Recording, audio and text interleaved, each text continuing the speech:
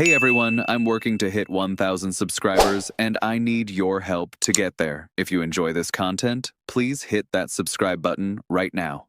The Mets offseason keeps getting more interesting and frankly more frustrating depending on how you look at it. We've got Ken Rosenthal dropping intel about a National League East pitcher who's definitely getting moved, plus Will Salmon over at The Athletic putting out some quotes from Mets officials that are either strategic misdirection or genuinely concerning, depending on your perspective.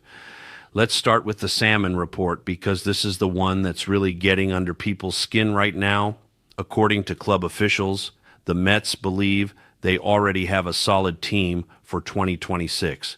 They think they can surpass 83 wins from last season, and they're convinced their defense has improved significantly. Reading that should make any rational Mets fan at least a little nervous because on paper, this roster looks worse than last year's team that barely scraped into the playoffs. Think about what they've lost compared to what they've gained. Jesse Winker's gone. Luis Severino's gone. Jose Quintana's gone. Sean Manaea's gone. Jeff McNeil got traded. Brandon Nimmo left in free agency. Pete Alonso walked. That's significant offensive production and rotation depth that just evaporated. What have they added to replace all that? Clay Semien at first base and Devin Williams in the bullpen. That's basically it for major moves. Tyrone Taylor came back, but he can't hit. They're banking on Carson Benj making the jump from Double-A to the majors, which is asking a lot from a 21-year-old kid. The defense argument is the one thing that might have some merit. Adding Semien at first base is a legitimate defensive upgrade over Alonso, who was never winning Gold Gloves. Getting Benjay into center field, assuming he's ready, gives them elite defense up the middle with Francisco Lindor at short. But defense alone doesn't win games if you can't score runs, and right now this lineup has some serious question marks about run production. Center field is a legitimate concern that nobody seems to be talking about enough. Everyone focuses on left field and first base, but who exactly is playing center if Benj isn't ready? Tyrone Taylor is the current answer, and that should terrify people. Taylor is a fantastic defender with great speed, but the man cannot hit major league pitching consistently. His career batting average is .231 with minimal power. You cannot afford to have a black hole in the middle of your lineup every single day. Benj needs to prove he can hit Triple-A pitching before getting called up because his numbers at that level were rough in limited time last season. The starting rotation situation is even more puzzling. The Mets keep insisting they're comfortable with what they have, but let's be honest about what they actually have. Kodai Senga, when healthy, is a legitimate frontline starter, but he's been hurt constantly. Sean Manaea's gone. Luis Severino's gone. David Peterson is inconsistent. Paul Blackburn is coming off injury. Tyler McGill is a back-end arm at best. Clay Holmes is moving from the bullpen to starting, which is always a massive question mark. Where's the stability? Where's the guy you can count on to take the ball every fifth day and give you quality innings? The Mets keep getting linked to guys like Freddie Peralta and Corbin Burns in trade rumors, but those moves don't make any sense given what David Stearns values. He's not trading Jet Williams or Carson Benj or Brandon Sproat for a one-year rental. That's just not his style. He didn't operate that way in Milwaukee, and there's no indication he's changed his philosophy now that he's in New York. So if the Mets aren't trading for frontline starters and they're not signing anyone in free agency, what exactly is the plan? Banking on internal development and hoping everyone stays healthy isn't a strategy, it's wishful thinking. The Framber Valdez situation is interesting because there have been reports that the Mets are one of only two teams consistently checking in on him. Valdez is 32 years old and looking for a 5 to 7 year deal, which would take him into his late 30s.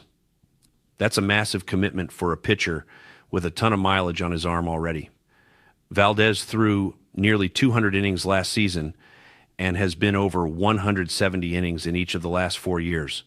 Giving him a 7-year contract would be paying for past performance, not future production.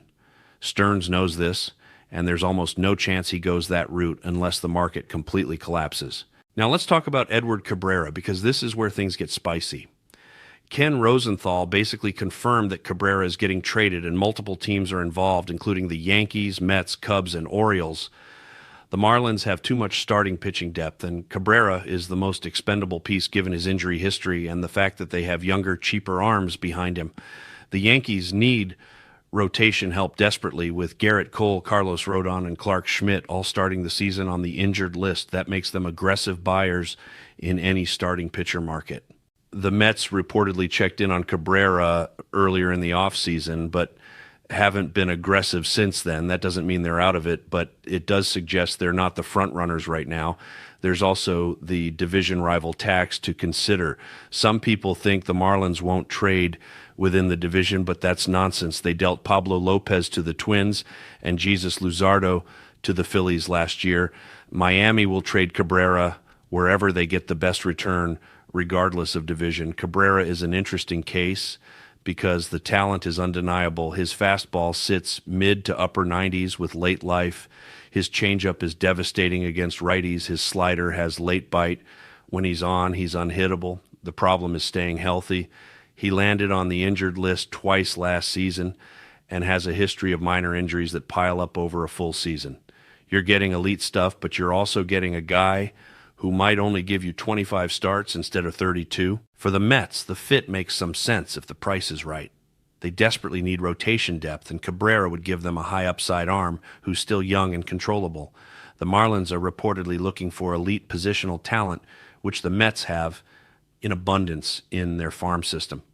And the question is whether they're looking for guys who are major league ready or prospects who project out 2 or 3 years down the line. If Miami wants immediate help, the Mets could package someone like Brett Beatty with a mid-level pitching prospect. If they want long-term upside, you're talking about dealing from the lower levels of the system, which Stearns would probably be more comfortable doing.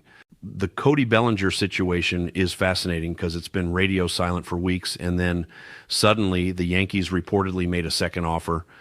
Why would they need to make a second offer unless another team is involved pushing the price up? The Mets don't leak information, so if they're in on Bellinger, we wouldn't know about it until a deal is close. Bellinger makes sense for what the Mets want to do. Elite defense in center or left field, switch hitter who provides balance in the lineup, versatility to play first base or outfield depending on matchups. He's not Kyle Tucker, but he's also going to cost half as much on a shorter deal. Tucker is obviously the dream scenario. Elite right-handed bat with legitimate power and on-base skills. Gold glove caliber defense in right field. Still in his prime years. The Astros are asking for a massive return, and the competition is fierce with teams like the Yankees, Phillies, and Cubs all pushing hard. John Heyman said, "Don't rule out the Mets," but that's hardly a ringing endorsement. If the Mets were serious frontrunners, we'd be hearing a lot more noise about it. The frustrating part about all this is the lack of urgency. Pitchers and catchers report in a month. Spring training starts soon after that. The roster, as currently constructed, has massive holes, and the front office seems content to just roll with what they have while talking about defense and internal development. Maybe that's all smoke and big moves are coming. Maybe Stearns is playing it close to the vest and doesn't want to tip his hand. But right now, from the outside looking in, it feels like the Mets are running it back with a worse roster and hoping things work out. Steve Cohen isn't involved like he was in previous off seasons, which tells you everything you need to know about who's running the show. This is David Stearns' operation top to bottom, and he's going to do things his way regardless of what the fan base wants. That might mean being patient and letting the market come to him. It might mean prioritizing long-term sustainability over short-term wins. It might mean banking on player development and internal growth rather than expensive free agents. None of that is inherently wrong, but it's a massive shift from how the Mets have operated the last few years under Cohen's aggressive spending.